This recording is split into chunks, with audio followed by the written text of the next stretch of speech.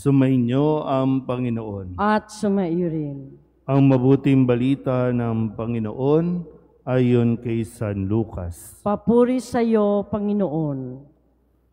Noong panahong iyon, tinanong ni Jesus ang mga alagad ng patalinghaga, "Maaari bang maging taga-akay ng bulag ang isa ring bulag?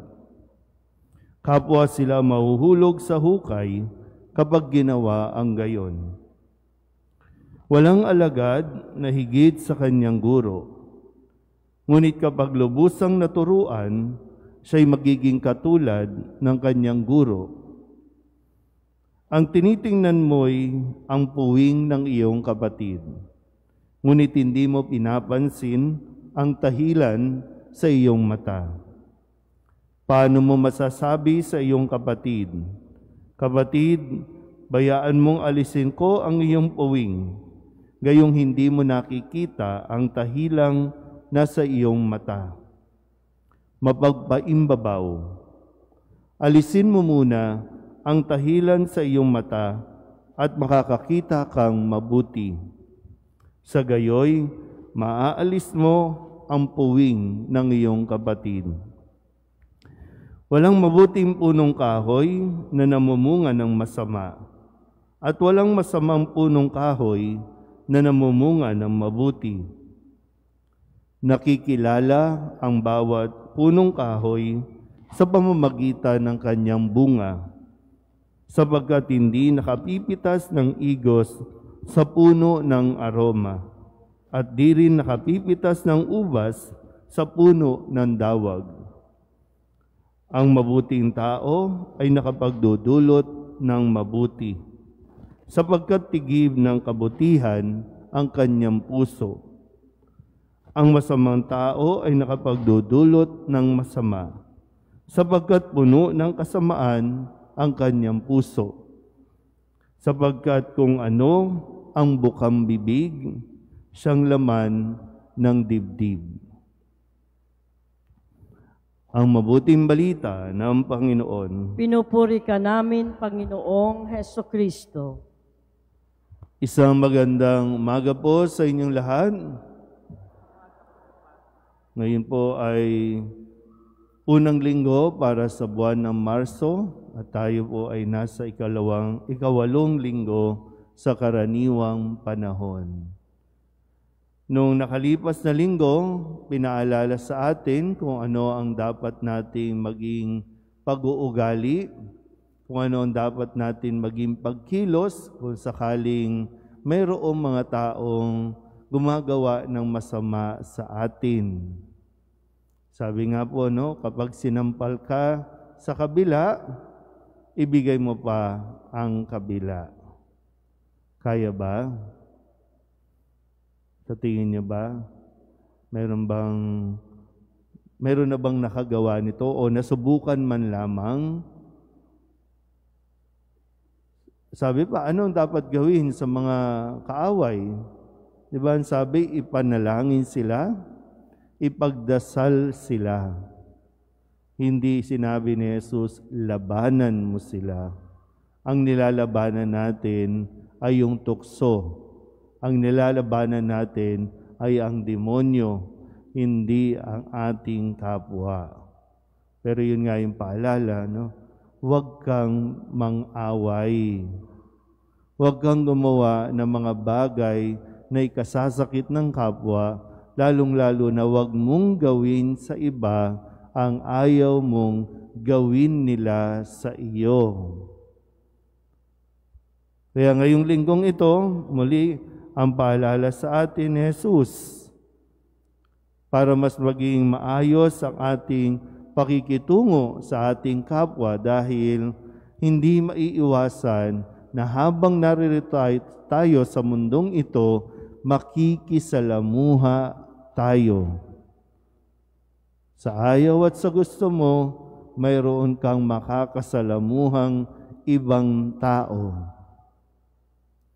At sa panahon natin ito, lalo pa na umiinit ang papalapit na kampanya, eleksyon, Nakakarinding marinig mula sa mga matataas na tao sa lipunan.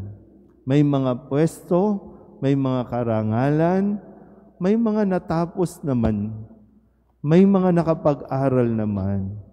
Pero ang mga lumalabas sa bibig, hindi, para bang hindi, ano yung ang tawag natin doon? Walang edukasyon. Napansin niyo po ba? Pag napapanood natin sa social media, sa TV, yung maganda, no? Sabi, huwag mo munang husgahan ng tao hanggat hindi mo naririnig paano siya magsalita. Di ba sabi sa unang pagbasa? Yung bang pagtahimik, ang tahimik niya, para ang bait niya. Pero pag nagsalita na, puro mura, puro paninira, pamimintas ang naririnig natin. Pero ito nga, sa atin, tayo ba, ginagawa ba nating normal ang ganitong pag-uugali? Parang sinasanay natin, na araw-araw na lang, okay lang yan. Dati kapag ang bata po, kapag ang bata, nung tayo ay bata pa, kapag may narinig lang na hindi magandang lumabas sa bibig natin, katulad ng mura, di ba minsan pinapalo yung labi? Para malaman natin, mali yan, bad yan. Mag-sorry ka. Di ba ganun ang, ngayon, anong lumalabas sa mga bibig natin? Anong lumalabas sa mga bibig ng mga bata? Namimimik nila kung sino yung madalas na nagbibitaw ng salita sa kanila. Sino bang kasama nila? Di ba tayo din? Ikaw din?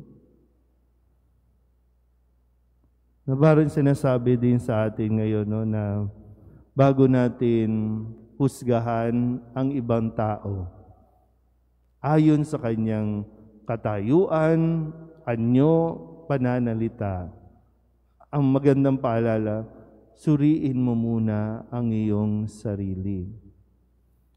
Humarap ka muna sa salamin. Ikaw muna, paano ka ba makipag-usap? Paano ka ba makitungo? Bago mo ibida ang iyong sarili, dahil sa kalaunan, sa kakabida mo sa iyong sarili, ikaw ang nagmumukhang ewan, Lahat ng sinasabi natin sa ating kapwa na paninira, na hindi maganda, bumabalik lang lahat sa atin. Tayo lang din ang napapahiya. Pero yun nga po, taong simbahan tayo. Madalas tayong nasa simbahan.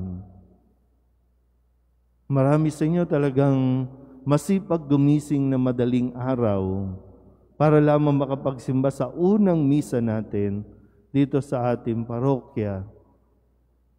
At ang inaasahan na tayo ay hindi magiging padalos-dalos sa ating paghusga sa ating kapwa. Mag-ingat din naman tayo sa mga binibitawan nating mga salita. Dahil kapag nabitawan na, may nasisira na tayo na tao. At hindi lang sila ang nasisira, pati sarili natin, sinisira natin. Kung nagiging masaya ka at kaligayahan mo ang manira, ang mamuna, mag-isip-isip ka. Baka may sapak ka sa utak. Baka talagang nakakalimutan mo at hindi mo na alam talaga kung ano ang iyong pinagsasasabi. Pero hindi po yun nakakabuti, Hindi yun magdudulot sa atin ng kaligayahan. At wag nawa nating gawing bisyo ang manita ng manita at matapos makalimutan nating tingnan kung ano at sino tayo nagiging, lalong-lalo na sa ating sarili. Amen.